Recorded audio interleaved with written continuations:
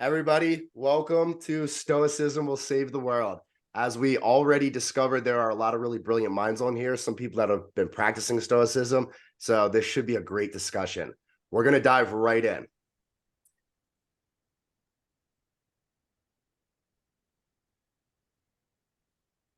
I want to show you guys some staggering numbers right now. Do you know that men comprise 49% of the US population, yet we are over 80% of the suicide rate? Let that sink in for a second. Look at Canada. 8 men die per day from suicide. In the UK, 12 men die per day from suicide. And in the US, 105 men die by suicide on a daily basis. Why is this happening? I'm genuinely curious what you guys think on this. Why do you think this is happening? Sid. We're not allowed to be ourselves and be emotional. Beautiful. Beautiful. What else, guys? What do you guys think? Yeah, I believe there's certainly blurred roles. We're told not to be traditionally male with masculinity, and we're told also not to show emotion and ask for help. Told to do it all and do nothing. So it's kind of confusing. Very confusing. Big stigma in society, right? Yeah. Now, we open up by asking where people are. Are you guys seeing this in other parts of the US and other parts of the world? This isn't just limited to, Southern Virginia and the mountains where I am, right? So what else? Why else do you guys think this is? Why are the suicide rates so high? They're higher than they've ever been.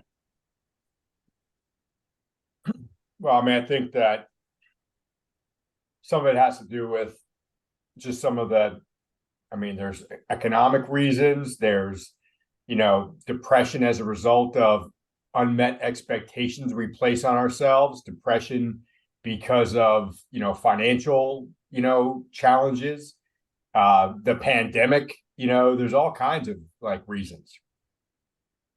All valid, 100% valid. Thank you for sharing. John, what are your thoughts?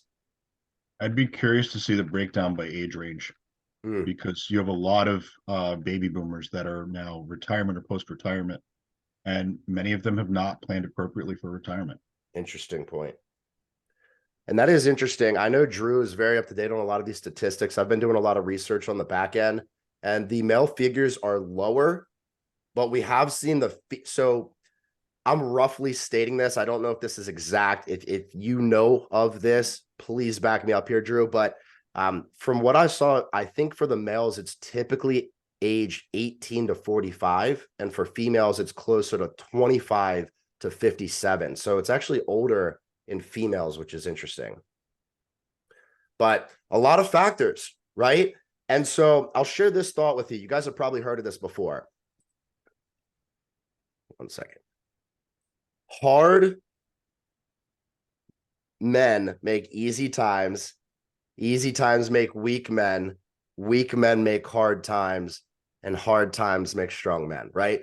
So we're in this perpetual cycle, and it feels as though there's a stigma towards men and masculinity and what that actually means, right? And it's very fascinating to me because there's almost a force for weakness on the male figure. We see it all over the place.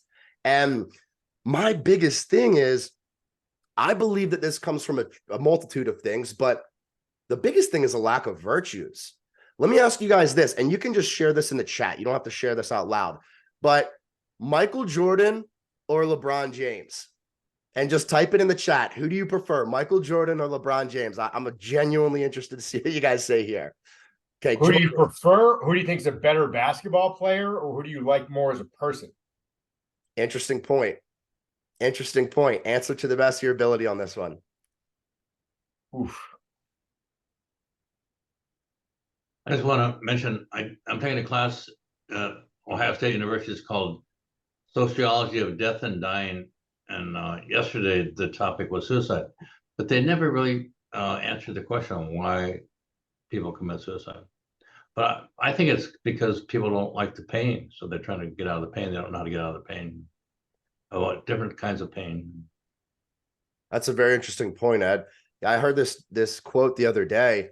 So many parents say that they'll die for their children, but how many will actually live for them? Yeah. Right? I mean, that's kind of what you're talking about here. And when I'm looking at the chat, guys, we have an overwhelming Michael Jordan fan base, right? So I'm in the Jordan boat as well. And one thing I'll share with everybody here, I don't even really watch the NBA. I'll be honest with you. I don't really watch basketball, but I know that they're both outstanding players. You can't argue that, right? LeBron James and Michael Jordan, they're phenomenal players. However, when I look at them as individuals on the court, right, to Jeff's question, when I look at them as individuals on the court, how do they carry themselves? I'll give you an example. When I think about Michael Jordan and when I think about LeBron James in the playoffs, they carry themselves differently. LeBron James, if he thinks it's a bad call, he'll throw his arms up and yell at the ref, right? Might say some things. Michael Jordan, in the exact same scenario, would pull the ref aside and talk to him in his ear. Say, hey, man, I think that was a bad call. Can you check that on the next one? And the major difference here is the concept of the virtues, right? And this has evolved in our society and our world. It's really fascinating to me. So as these things are evolving, and I'm about to share my screen with everybody here. As these things are evolving, this is where I believe Stoicism comes into play. Okay. So, by the way, we have a lot of beautiful minds in here, a lot of people already practicing Stoicism. I would love to hear from you guys. What do you know about Stoicism? How would you define it?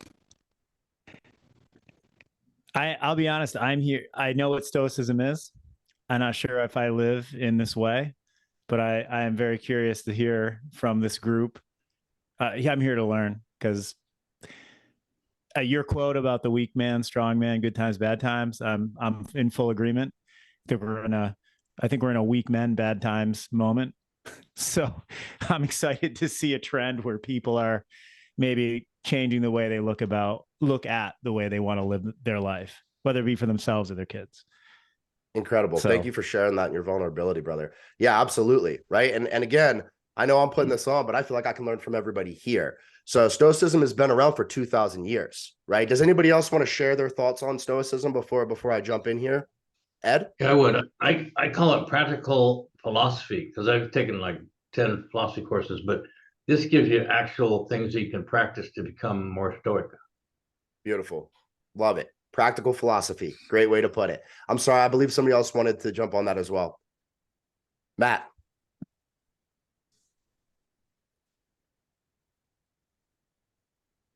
You're muted, brother. So, sorry, I'm in the diner here, and the reception is about as poor as my dating life. So, for me, I have an interesting analogy for Stoicism. Stoicism is basically turning off All My Children or a Day of Life soap opera and pulling your inner Spock, even with the pointed ears.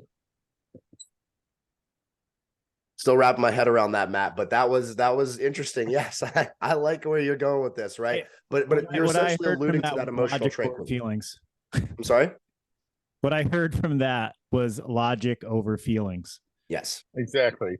Or basically Absolutely. holding your pee, like you really have to go pee really badly at the bathroom, and you just hold it all in and don't let it out.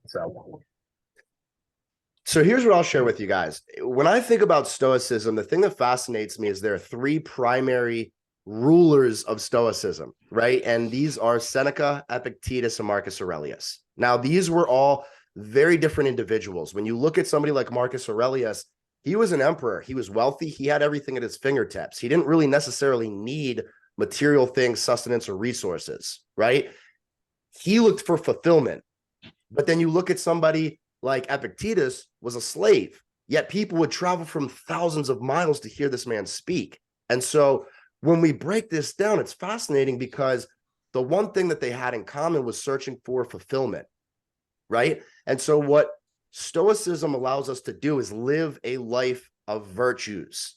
Through these virtues, they allow us to regulate and monitor our emotions and create inner peace. The end result of this is we have a smooth journey through life. I'm not saying that there's not good and bad. That's part of life, right? But navigating those ups and downs with more regularity. And so this is a really fascinating part when we talk about the masculinity concept, because often there's this alpha or beta comparison with masculinity. But what we must all understand is all men have feminine and masculine energy. It's not just one side or the other. we dip into both of those. And that's another thing we've seen change in society is with more women entering the workforce, that sustenance responsibility for us has shifted. And because that has shifted, more than ever, men need purpose. That is the biggest thing. That fulfillment component that brought all three of those men together is what we still seek today. And so I find that Stoicism is a simple roadmap that you can enforce pretty immediately. And there's a lot of famous people out there. Do you guys know any Stoics off the top of your head? J.K. Rowling is one, which is pretty cool. Ryan Holiday, Bill Belichick, Tom Brady. There's a whole bunch of them out there. And these people relate this to their success, which is beautiful. So Michael's laughing over there. I know you're up north. I'm laughing at Belichick because that makes so much sense. Yes, the minimalism, right? You see this man walk out on the field with the hoodie every time, right? I mean, these are elements of Stoicism, okay? So I'm going to break these down. Basically, there are 4 primary virtues in Stoicism. Do you guys have any questions so far, by the way? Are we doing okay? Awesome. Let's go. So when we look at these 4 components, courage, wisdom, temperance, and justice, there is a lot that we can derive from this. So when we look at the concept of courage, this is a virtue, right? Virtues in and of themselves are essentially the rules that we guide our life by. Why virtues are so important is because the rules that we live our life by guide our thoughts lead to our decisions lead to our actions, which generate our results. So in other words, the virtues that you live your life by are really delegating your results. The fascinating part about that, scientifically, the average person has established all of their virtues or values by the age of 12.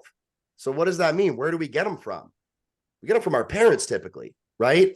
And the fascinating thing is, or our caretakers, whoever we're around the most, we pull some from one and then pull some from another, and they serve us to a point. But often we don't stop and reanalyze these in our adulthood. So you can think of this like a boardroom. If you are the CEO, which you are the CEO, if you're the CEO and you have a boardroom, these are all your emotions, right? And these emotions have gotten you to this point. And as the CEO, you go into the boardroom and you say, guys, thank you all so much for all the work you've done. You've gotten me this far, but let me give it a shot. Let me try something different. And so when you think about these virtues, who has a good definition of courage? How would you define courage?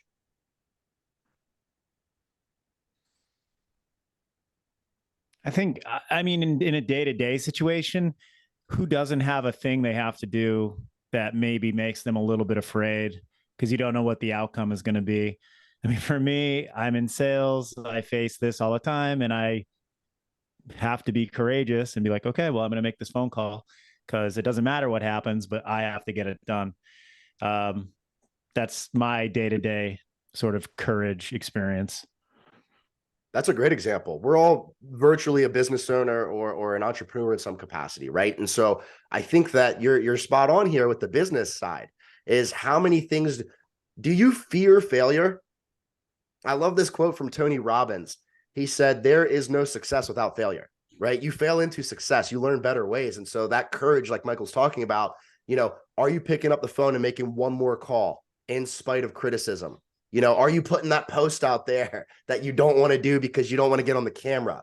Those are acts of courage. And if we have 60 to 70,000 thoughts a day, how many of those can you win each day? Can you just win one today? Can you win one more tomorrow? And you continue on this path of progress. Matt?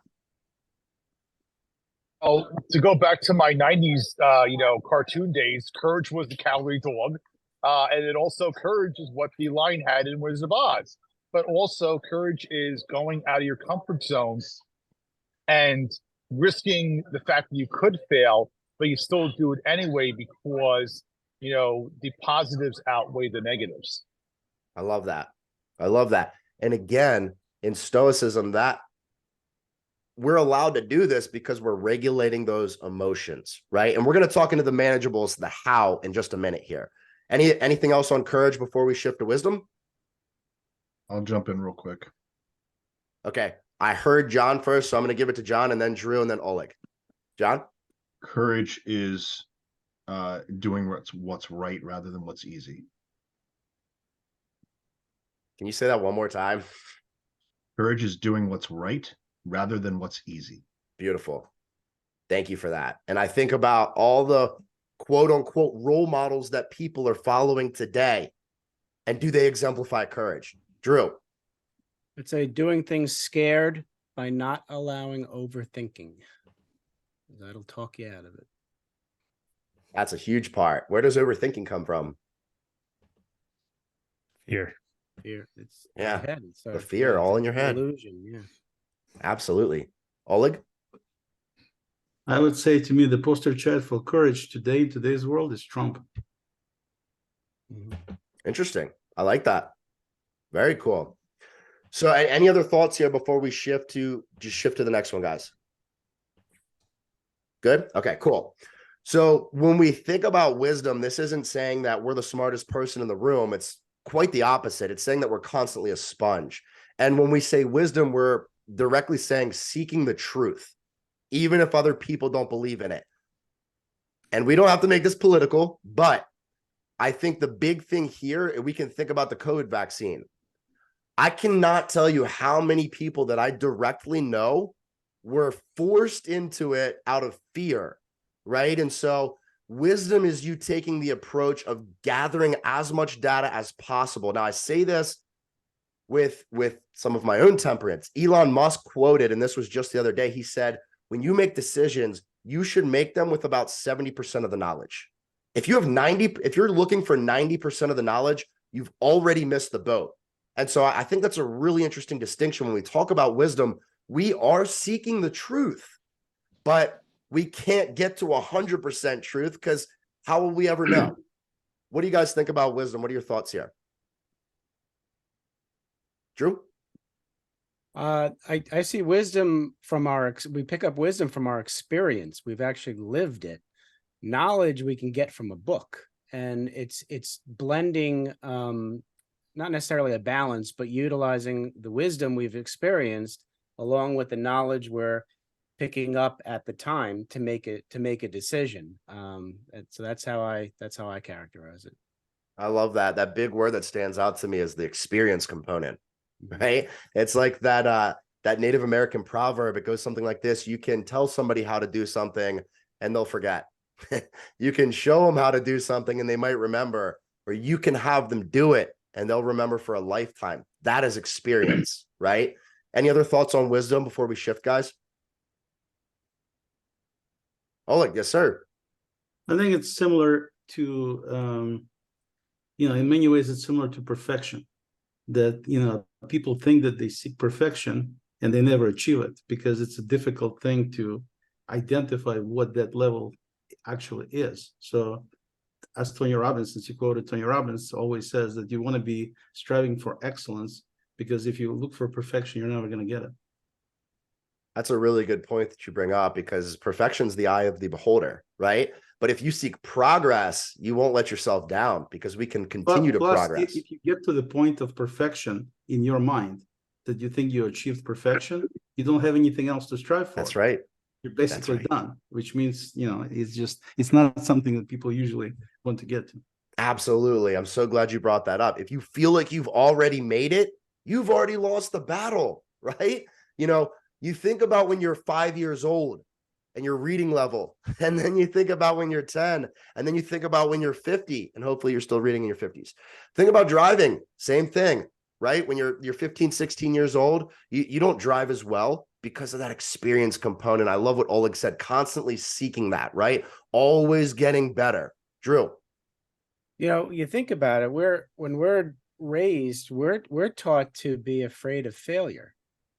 And so when you're taught to fear failure, school, you don't want to get points off and all that, a lot of us tend to strive for perfectionism, because we're taught that failure is a negative and not a potential growth factor. And I think that's hurt a lot of adults, because when it takes some of us to our 50s to realize failure is helpful for growth, you know, should be a little sooner than that.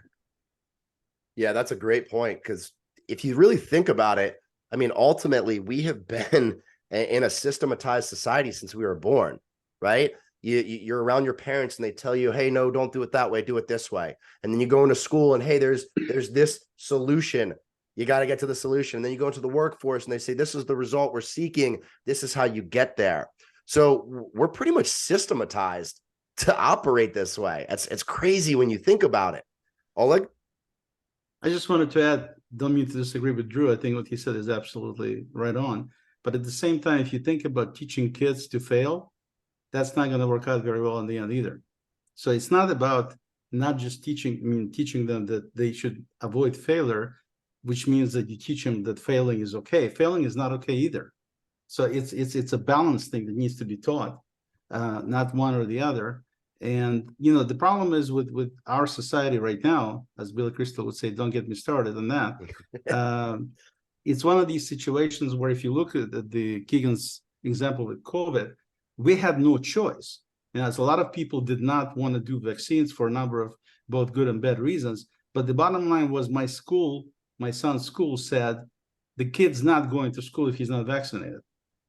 I wanted to go to a concert, to jazz club here, and I was told you cannot go to the jazz club unless you're vaccinated. So it's not a matter of being courageous or not courageous or having enough wisdom or logic or anything else. It's that your environment basically dictates something that you cannot physically live. I could not get on an airplane to go on vacation if I wasn't vaccinated. I could not do it without wearing a mask, which I hated.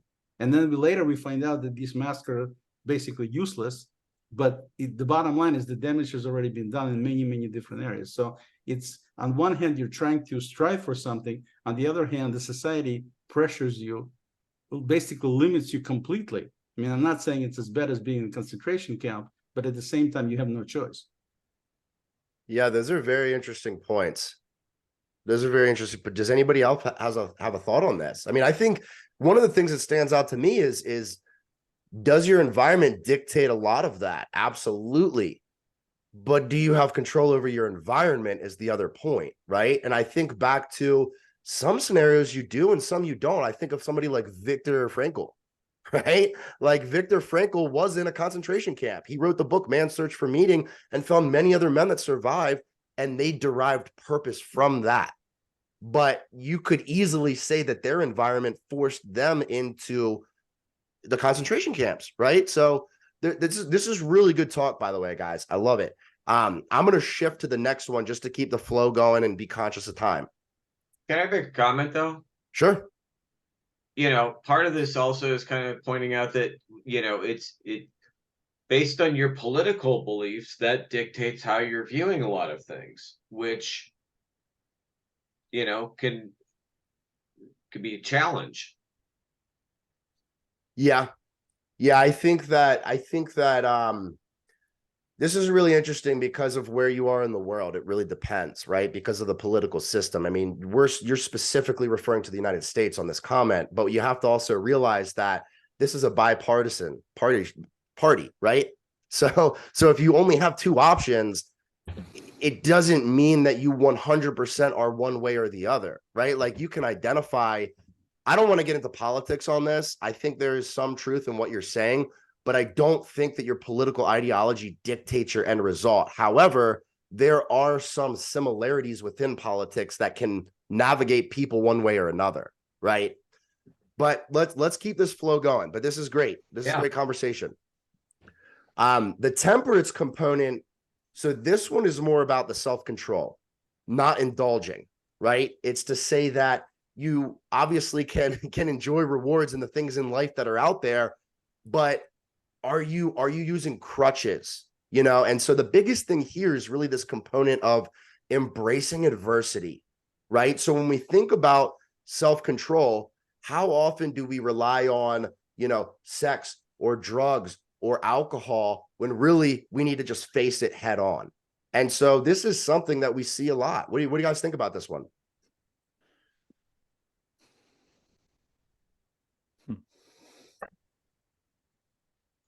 I think there's a real lack of self-control in our society. I I think people struggle with it. And so, I mean, you got to have a lot, you have to have discipline, and you have to have a measure of self-control. And I think too many people are just too quick to make excuses for why they can't do this or that. So, personal opinion. Well, I mean, look, technology is amazing and it's done a lot of beautiful things for us, but it also has created a level of immediacy, right? I mean, like, I'll put it to you like this. I had a friend that used to live in the city and would order things on Amazon and get them in a day or two. And then he moved out into the countryside, and sometimes it would take a week or two. He's still on Prime, both sides, but he's like, dude, what the heck? I don't get my packages right away. And I'm like, did you really need it? If you really needed it, why don't you just go to the store and get it? You know what I mean? So absolutely. Matt?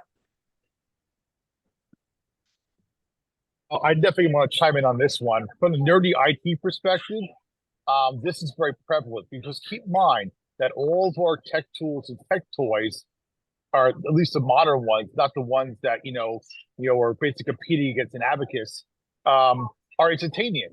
So you have, phones that are instantaneous, computers that are instantaneous, internet connections that are instantaneous. And so because as humans, because of technology, we are spoiled. We now have the attention span of less than a goldfish. So as a species, we have now floundered.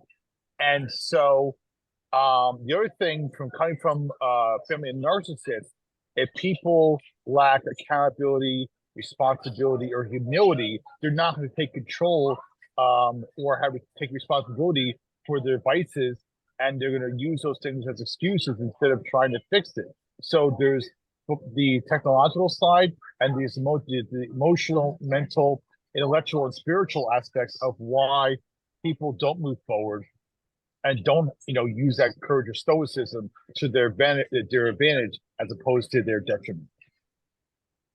Interesting points, Matt. Oleg, what do you think? I think the problem is a lot of times with the actual understanding, because if you look at people, you ask the question, how could you possibly do this? Or how can he or she, whatever it might be. The answer is, it's if the person understood what it is they're about to do and how bad it is. If they really understood and thought about it, they would have never done it in the first place, considering, let's say it's a bad thing, for example. So for a lot of these people that do these acts, or the way they believe in something, fill in the blank, it's a situation where people who are on the ball, and that's very subjective term to say, they wouldn't lower themselves to do these bad acts in the first place because they think about it, they understand. Common sense, I guess, would be the word. People who do those things, they don't get it. We don't understand how can they possibly do it, but they don't look at it from that standpoint. Mm-hmm. They just have this certain belief. It's like, it's like basically going back to, depends what definition of is. Mm-hmm. Is what it is. You don't need to come up with a definition. It is, and that's the word, and that's what it is. But society in many ways is trying to change what the definitions are. So if we go back to 1984, since I came from Soviet Union, I have a very different perspective than most of you people here. Not judging anybody, I'm just saying it's a different perspective. Mm-hmm. When you come from an environment like USSR used to be into the United States, and you come there, you live many years, and then you see what's happening now over here. It's a very different perspective on these kind of topics. Yeah. Well, look, that's why we have groups like this, because if we all agreed with each other, we wouldn't grow. We have to disagree in a component or two, because that allows us to see different perspectives. And the more perspective we can bring to the table, the more rational decision that we can make as men. So I think it's not just disagreeing. Disagreeing is no big deal. I mean, right. The problem we have with society now is that if you disagree with me, you're not good for anything. Yeah, that's the problem we have right now, is the people stop how to be able to shake somebody's hand and disagree with them respectfully. That's the problem we have now. So then we have all kinds of things that are done from the government level, without getting political here, but still, that basically prevent you from doing something. In other words, you're a bad actor if you do something that they disagree with, which is a horrible thing to be, in my opinion. Well, I mean, everybody has different belief systems and standards, right? And that's what derives a lot of their decisions. And when we think again about temperance and self-control, a point that you're making here is we hear this all the time. How people don't have common sense these days, right? Is that true? I don't know, but I do think that that wisdom, that element that we're talking about here with Stoicism, the wisdom allows us to increase our own awareness. And if our own awareness is heightened, then we can make more rational decisions, right? And I think that, men are rational creatures. Drew?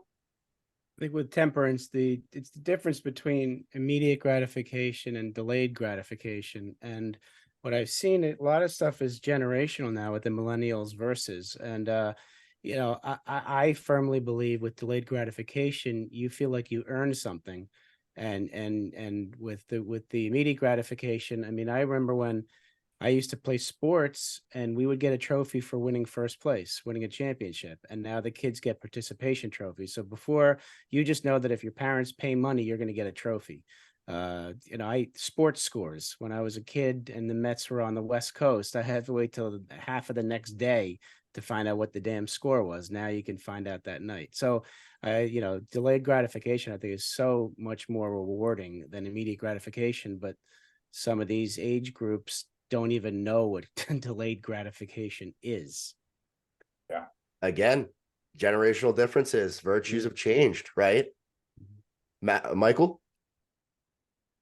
Yeah, I mean, there's some really interesting comments here. I sort of have a question about this though, because in the past, in my 20s, I would say, I had some on purpose debauchery, and then I stopped doing that.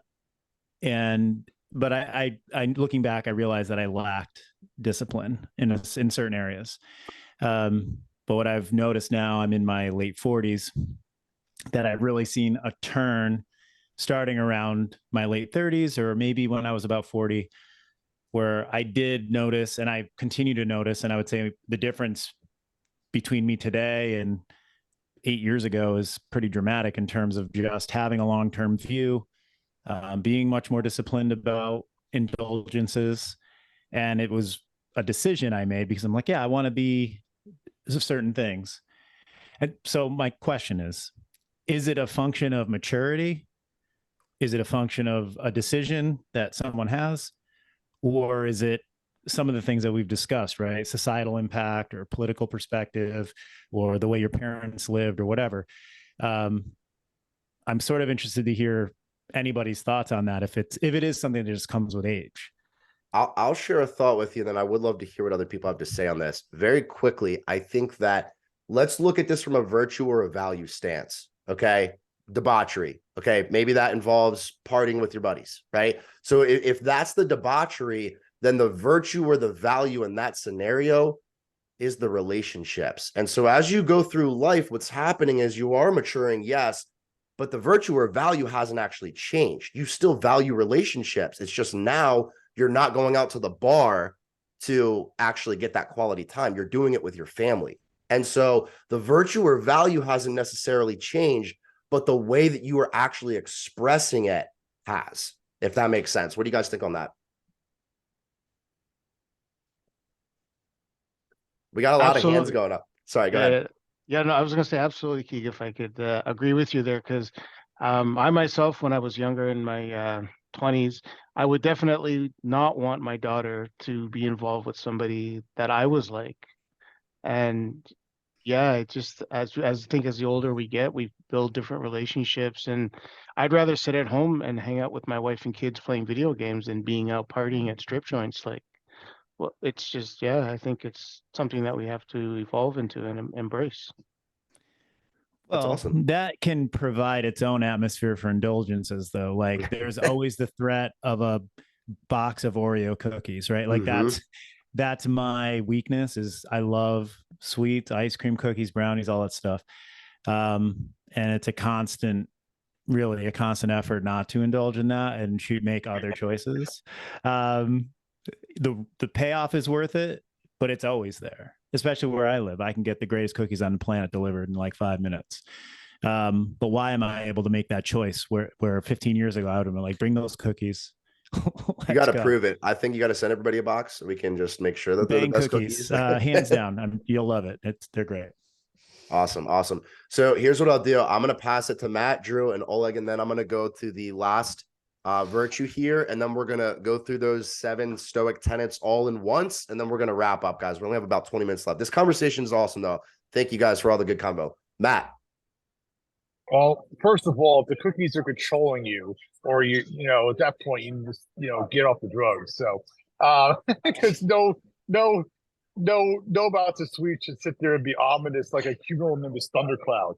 The second thing I want to, discuss is that I overheard about us, the one secular way of thinking, and what resonated very quickly in my mind was social media, and how, even though we have this great technology and this great platform, is that with all the ways of communicating now, as a society, we become less open to different ideas and different opinions or different views on people, because it's either one way or the other.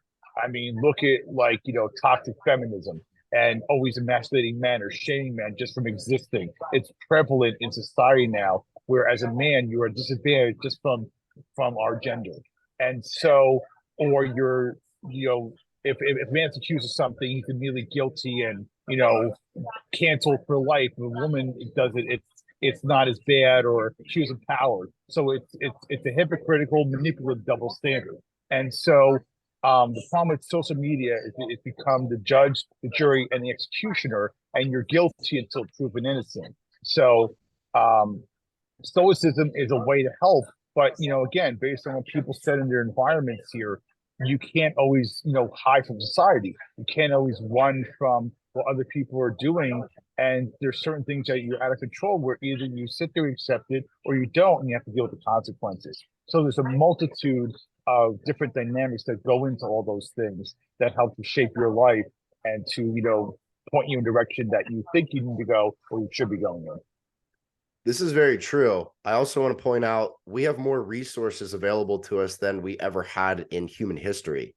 And so it's really interesting when people are saying that the environment can't be shifted. You're right. You came from the Soviet Union, so you could have moved, right? So it is possible. I think that there are places in the world that may disagree or agree with your thoughts. Can you go to those places? I mean, it is possible, right? I moved to a town that has a population of 226 people in the whole city. There's like nobody here, so nobody can argue with us, right? Drill. I've been doing a lot of research on the human brain, and the part of our brain, the prefrontal cortex, that dictates our decision and judgment. What's interesting is for women, and the numbers have changed. They've got even pushed back because of the way we think these days. But women, it's about 18 to 25. It matures, and for men it's like 27 to 32. So in essence, men, we're wired to make stupid decisions at a young age. And so when we talk about that part of the brain, decision and judgment, not really maturing until we're older, a lot of the changes in our lives is because our brain, that part of our brain's maturing, and our amygdala is not running us, because that's the fight or flight part of the brain. So a lot of those dumb decisions were before our brain really grew up. So I love that. Oleg? I think that a lot of this kind of stuff has to do with the way you basically, as I like to say usually, is I like to be able to sleep with myself at night. So however you behave is one of these situations where you need to identify everything in your life, and a lot of it has to do with education, self-education. So I agree with what Drew said, that I personally think I was dumb until I was 25. So I didn't start at 27. I started a little earlier, but not much earlier than that. And but it had to do with having the attitude to learn from other people, like Tony Robbins, like I noticed somebody's here from Jay Gold, so like Ayn Rand and people like that. Learning a lot of different things, and then thinking about it from my perspective, and then seeing what makes sense to me. So whatever actions I take, which would be under my control, I can still, like I said, sleep with myself at night afterwards. So a lot of problems, I think, with our society is that we have problem with our education system, where we're teaching kids the wrong stuff.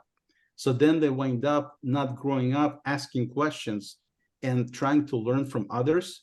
And that's why we have the mess that we have, in my opinion, because they get to that 25, 27 age and they're not, they've been taught certain things, which many of those things are completely wrong. I mean, it's debatable, but they are. You know, when you teach somebody that a man can actually give birth to a child, there's really nothing to discuss beyond that.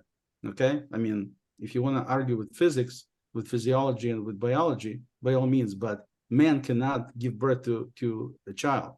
But so when you teach kids to believe in that, something, you know, where the is not is, you know, you need to believe that, then it's a whole different world at that point. So I think that's what basically I would say on that. People need Is to like learn in to learn. Stoicism. I'm going to give it to Phil, and then we are going to shift. All right, Phil, what do you have?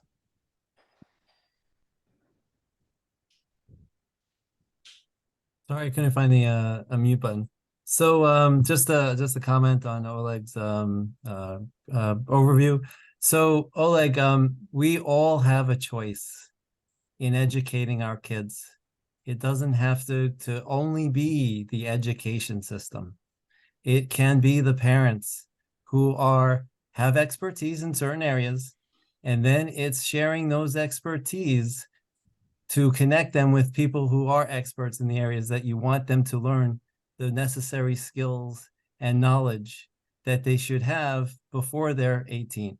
Absolutely. So yeah, so that's something of an opportunity. Our society does not promote and have mentors for every student. We go through this cookie cutter system of education where you're sending them to school and you're hoping for the best. That is not a great formula in our society to prepare kids for success, as well as we've seen it. We are a product of the system that we've been in, and we all know it was not effective for everyone. Does anyone say that the high school years were the best years of my life? I thrived in high school. I thrived after high school. I'm still thriving every day. You know that we could all do better. And so there's so many opportunities for us to be better versions of ourselves, to respect each other, to understand each other. And I know you were mentioning some really high, end successful people who share knowledge, but we can learn from each other and thrive there as well. So thanks for Oleg for all that summary too. And Keegan, you're doing a great job. Thanks, brother. Guys, I love you all. That's why we have these conversations, right? Because it allows us to grow and expand and gain new perspectives. So I think justice goes without saying, right? We're all very clear on what justice is. The only thing I will mention on this is that it's very interesting because when we think of the the judicial system, it really doesn't necessarily matter if justice prevails. Often it's who's the better attorney. And so this isn't really about the courthouse or politics or any of that stuff. But when we think about justice, the whole concept of Stoicism is we focus on what is within our control, right? If, for example, if I was in the Philippines right now and a hurricane was coming or a tsunami, I don't have enough time to get off the island. But what I can do is I can board my windows and I can fill up sandbags and I can make sure that we have food and water and protect our family. So when we think about justice, this one is, again, a virtue is something that you live and die by, right? At no matter what, you honor this virtue. So I'm going to get into the last piece just because we only have a couple minutes left here, guys. Very quickly, there are 7 primary tenets. So these tenets are deriving, again, from the virtues. A tenet is essentially a pillar to live life by, right? It's a principle. So these are the 7, and I'm just going to share these with you and just see what your thoughts are, guys. Excuse me. So when we say virtue is the highest good, again, focusing on what is within our control. We cannot let external circumstances hold us hostage. Number 2, indifference to external events. This one's a little bit different, right? Because what we're really talking about here is fostering acceptance. So there are things in life that are going to happen that are totally out of our control. Accepting these things, right? I think that another big component of Stoicism is natural law. As humans, we live in natural law and human law, right? And human law, there is good and bad. There are emotions. In natural law, it's very logical. And so, again, focus on what you can accept. Acceptance of fate. This one is really harps from the concept of death. In philosophy, death is the root of all major fears. Okay. It can be boiled down to death in some capacity. And so the acceptance of faith is, okay, if we all face death, why would you not use this as a tool to accomplish things, as a timeline for good, versus this as a major fear to prevent you from getting ahead? That's really what we're saying on the acceptance of fate. Almost gone, guys. Bear with me. Rationality. So this one, we harp on this a lot as men, of course, right? And again, Stoicism is not limited to men, but in my humble opinion, I think it's a more viable roadmap for men, but it's not limited to. There are a lot of great female Stoics out there, of course. Rationality is focusing on the logic, not letting the emotions flare. And so we're going to talk about negative visualization. This is a really good practice for rationality. Mindfulness is, again, as you can see here, a cornerstone for Stoicism. So we acknowledge our thoughts, right? Again, this goes back to that concept of embracing adversity. Increased awareness allows us to have the best action. If I take more perception into my thought process, I can take the best move.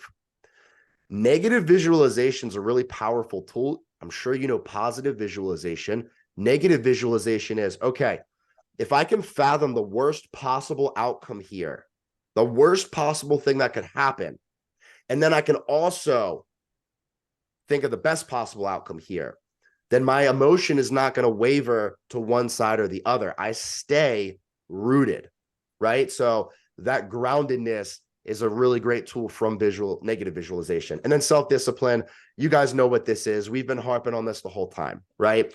So what do you guys think about these 7? Any thoughts, comments?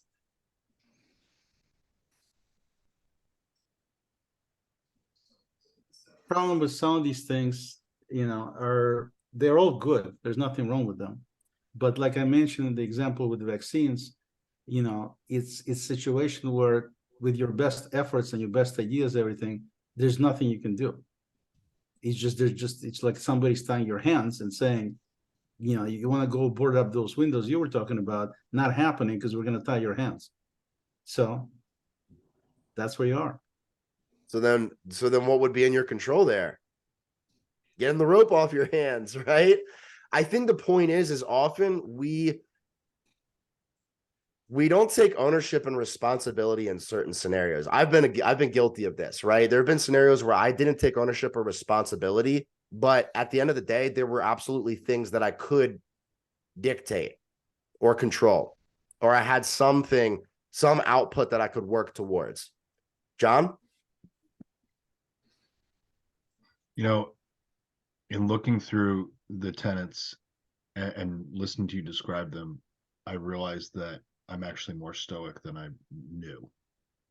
Like mindfulness, just pushing out external factors and focusing on the things that I can control. I talk about that all the time with my kids. I talk about it all the time with my wife. That indifference to external events is a big one, because there's only so much you can do about even the stuff that's within your control. There's a limit, right? I mean, I tell my kids all the time, there's 2 things I can't control: time and weather. Everything else we can talk about. That's awesome. Yeah. And so again, to both John and Oleg's point, there absolutely are things that are out of our control, right? Of course there are. Great points though. And isn't that interesting though, John? Sometimes we start to hear more of these concepts and we're like, oh man, I've been a Stoic longer than I thought I was. Anybody else? Matt, I don't know if your hand is up now or if it's just been up. Anybody else? I don't know if I agree with the indifference deal. I mean, I understand the basic concept, but you cannot be indifferent to everything. It's just then nothing happens at all. I think it's more probably better to say being able to cope with stuff. In other words, it's not under your control, but you know exactly what you need to do how to cope with it. So you're coping with the situation. You're not being indifferent. Because to me, if you look at, for example, the country here, and you say, well, do you vote or do you not vote? I don't care. Okay, I don't. Well, if you don't care, do you care about what's going on outside? No, not really. Well, then basically the whole thing goes up in smoke. So the question becomes, is it really indifference, or is the ability to cope with stuff in a better way? I think coping is a better way to describe it, in my opinion. So you're saying the concept is more to you about mechanisms for coping. Right. Then Yeah. being indifferent. Yeah, Because 100%. indifferent means I don't care. Absolutely. And I do care. So, Yeah, absolutely. That's a huge element of Stoicism. You're spot on. Yeah, it's being able to expand on both polarities and say, I can imagine the best or the worst thing happening. Let me stay neutral. Let me stay grounded, right? What else do you guys have? What other last minute thoughts, questions, comments, snide remarks, concerns? Snide remarks here. Keep playing neutral doesn't always work so well. Look what happened with Switzerland, in World War II. So sometimes, yes, do I agree that sometimes taking no side is a side? Sure, but ultimately, unfortunately with people, which is sad but true, like Metallica, where if you don't pick a side, you're still wrong anyway. So I always say that opinions are like assholes. Everybody has one. And so ultimately, you have to sit there and choose to live your life the way you want, because ultimately what was said otherwise is you have to live with you at the end of the day. Nobody else could sit there and live with you in that respect. So are you content with decisions you're making, or are you not content? So really it's about a lot of times, like the Clash, do you stay or do you go? And so it's important that you realize that your way may not be the only way, but just because somebody else is doing it doesn't mean that you need to do it as well. 100%. Yeah, that's another big component of Stoicism, is that I'm not going to waver in the face of anybody on my beliefs. Those are my beliefs, and I will honor those at all costs. That's what a virtue is, right? Kevin. Yeah, I think something that comes to my mind is, as we talk about indifference and coping, stuff like that, it goes back to the question, or the virtue of wisdom of a Stoic. And I think, being able to know the difference between, the impact of being indifferent and what that's going to result in, and being able to make a decision to be indifferent and know that you can live with that result. And I think that gets into the question of, the virtue of wisdom, because it shows that you're able to make that decision and you're able to make an informed decision. And that's more important than, or just having that ability to do that is the power. Yeah, making the decision is often the hardest part for people, right? Seriously, though. I mean, usually we get caught in decision paralysis. Phil. Okay, so picking your battles. I mean, there's so many sides, there's so many problems, there's so many issues, there's so many opportunities. And then putting the weight on yourself to make a stand or position yourself. I mean, where's prioritization in Stoicism? Please help me there, because I'm lost. Because if you were to take the millions of problems that we have, and then you have to take a position and make a decision, what are you going to work on? And how are you going to help society? How are you going to help each other? I mean, that is just an overwhelming abundance of weight. And so I'm interested in Keegan's response to, how do you manage all of this in this world in Stoicism? Thank you. It's a great question. You want to know the answer? Yourself. That's it. If you want to change the world, you start by changing yourself. Because guess what? Every single person that you come into contact with is going to get energy from you. Your kids, your family, your neighbors, the bus driver, a flight attendant, the cashier, everybody gets that energy from you. And so listen to this. Instead of trying to tackle every single problem out there in the world, because you're right, there are so many, why not tackle the problem of yourself? If that's the whole concept of Stoicism, is men, if we are going to turn this nation around, it starts with us. We have to do it. It's our responsibility. Nobody else's. We don't come into Stoicism and say, oh, it's a woman's fault, or it's this person's fault or that person's fault. That's not what this is about. This is about us taking responsibility, clearing the slate from where we are now and moving forward. And so because there's so much out there, the only thing that we can really virtually change directly is ourselves. And so that's where you start. Drew? Yeah, I'm really working on myself to start in kindness and service. And it's helping me a lot. The thing I wanted to ask about is where it's have acceptance of fate. Does that mean just accepting that we're all going to die? Is that what that means? Basically, accepting death? Sorry, I muted myself. Yes, exactly. So the acceptance of fate is amor fati, which is a love of fate. This is the acceptance of life's meandering course. So this is kind of what Oleg was saying. It's not about resignation, but the acceptance that every event is woven in to the tapestry of life for a reason. In other words, again, there's no good or bad. We need adversity to excel and become a better version of ourselves. And so the acceptance of fate is, I'll give you an example. 6 weeks ago, an oak tree fell on my truck, which is my baby, right? And so I could have sat here and gone, man, I'm devastated. But at the end of the day, I accept the fate. It's just a material item. It can be replaced. I know it was an expensive truck, but that's not what matters, right? What matters is those things can be replaced. So accepting the fate, good and bad, is part of the journey, and we must embrace this. I see. Okay. Makes sense. See you, Jeff. Right. So fate isn't the ultimate fate necessarily. It's the thing that's going to happen to you, whether you plan for it or not, and taking responsibility or not paying attention and being like, well, that happened. Like you said, I can replace the thing, but I got to move on and stay focused on whatever it is, the thing that I need to get done. Yes. Which of those 7 tenets helps us from stop self-sabotaging? Because I work on self-sabotage to help men not do that, not to self-destruct. What is It's a really great question, Drew. Yeah, I really would love to know the most pertinent tenet. You need to have belief in yourself. That's the main thing. If you don't have belief in yourself, it doesn't matter what you do. Some of us, if we have too much belief in ourselves, we could try to fix something that doesn't need fixing, and you get in your own way and you F it up. So it's deeper than that. Self-sabotage. I don't mean belief in yourself to put yourself on the pedestal.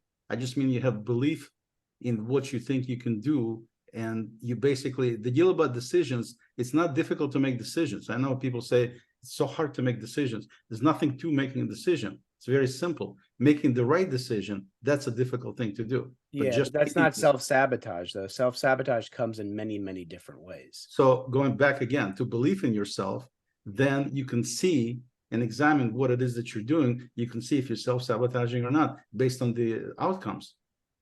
I would say on those 7 tenets, Drew, would be discipline, right? Because discipline, to Oleg's point, is going to breed that confidence. How do we get belief in ourselves? Through confidence. How do we get confidence in ourselves? Through discipline. What is discipline? Saying you're going to do something and doing it. That's going to give you confidence. It's really not compromising the commitment. Exactly. Yeah. I mean, everybody on this call knows this, right? We all know this as a fact. Let's say you have a new gym regimen. And you're like, oh, cool, I'm going to go to the gym 4 or 5 days a week. And then you don't show up. And what happens? You start to beat yourself up. You get the self-talk, and then you're already self-sabotaging. But what happens when you actually commit and say, no, I'm going to go to that gym no matter what happens. I don't care if it's snowing. I don't care if a hurricane comes through. I'm going to that gym. Yep. Your confidence is high because you overcame every single obstacle that was in front of you. So I would say to defy self-sabotage, you really got to start with discipline. If I had to break that down even further, morning discipline. Are you getting up at a consistent time? There's so much data behind this. Getting up at the same time and working on those 3 categories, right? Spirituality, personal development, and health. Phil? Also, let me chime this in as well. If you guys want to know more about sabotage, listen to the Beastie Boys song. That is a great song. Phil? Yeah, so I had a friend about 15 years ago. He was dedicated to run every day, 365 days. That was not a good decision for him, but he was dedicated, committed, and did it. And he had injuries the whole time, but he forced himself. He couldn't care less if he was injured. he was committed to that goal. And so not necessarily are we making great decisions about our capabilities and whether this is smart, this knowledge that we need to say, you know, running every day and starting this routine, you should ease into this and do it right. And or if you are, you know, have the caveat, you can't run if you're injured. You're just going to do more damage. Anyway, I just wanted to share that as an example of something that you would applaud having that as a goal. But not necessarily was that the right thing for anybody to make that commitment. I just wanted to share that as a example of it sounds like a great idea until you sign up to it. Well, that's that element of wisdom. That's like, you know, the plans. People tell you need to plan. Plans are great. They don't do anything unless you act. But when you act, you need to evaluate to see what your acts actually did to determine if it was the right choice or the wrong choice. So it's the same thing with this thing too. Yeah, that wisdom, right? That wisdom, because wisdom would show you that you need rest days. You know, you can even read David Goggins' Can't Hurt Me. That man ran on broken legs in the military 3 times to complete his Navy SEALs training. He still had rest days though, right? So yeah, it all ties together. Any other thoughts or questions, guys? We're about to wrap up here. Great discussion. Thank you guys so much. So I just threw next month's webinar. For those of you that do or do not know, October is Depression Awareness Month. And so based on this conversation, we are going to lead into depression awareness. So that is going to be, again, free event. All you got to do is show up. It's the last Thursday of the month, which is the 26th. So you can see that in the chat right there. And again, if you guys would love to connect with everybody on a quick call, see what your thoughts are. Maybe there's some stuff you didn't really want to talk about on the group. Totally fine. Would love to dive into that. Like I mentioned, this is actually going to be a book. So I would really like to see what your guys' thoughts are. That 10-minute, 15-minute call is in the chat as well. So any other questions or thoughts, guys, before we close out? This is great, Keegan. Thanks for the invite. Of course, brother. Thank you so much for coming. Thank you. And I'm going to send everybody a PDF. So if you guys have any questions on it or need anything else, just let me know. Thank you. All right, guys. Thanks, have a great night. man. Awesome. Take care. Good night, guys. Thank you.